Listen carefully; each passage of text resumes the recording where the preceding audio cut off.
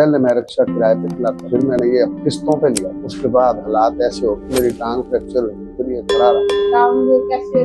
ये मैं गिर गया सीढ़ियों से, ये टूट गई। ये देख रहे हैं ना, ये सेम नहीं है। और मेरी ये टांग ये कमजोर है और ये ठीक है। ये रिक्शे पे आ गए, रिक्शा चलाते चलाते अब रिक्शा बूढ़ा हो गया, मैं बूढ़ा। अब मेरी गुंजाइश नहीं है कि मैं ये रिक्शा बनवा सकूं। वो आपकी मर्जी, आप जहाँ से मुझे मर्जी बनवा के। ये इसका टोटल इंजन का खर्चा और इसकी छत और इसकी पोशिंग, जितना ये इंजन का खर्चा है, ये छत और जंगला या जैसे पीछे सवारियां मेरी ट्राली, सारी ट्राली टूटी हुई है मेरी, आप देख सकते हैं।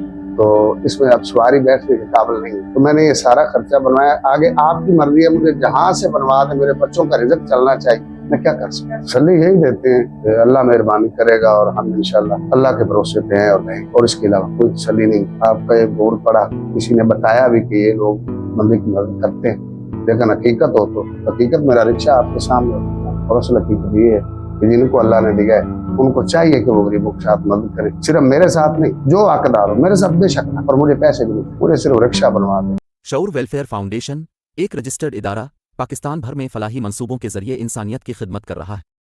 सदकात, ज़कात और अतियात के लिए डिस्क्रिप्शन में फॉर्म का लिंक मौजूद है। अतिया करें और खैर बांटें।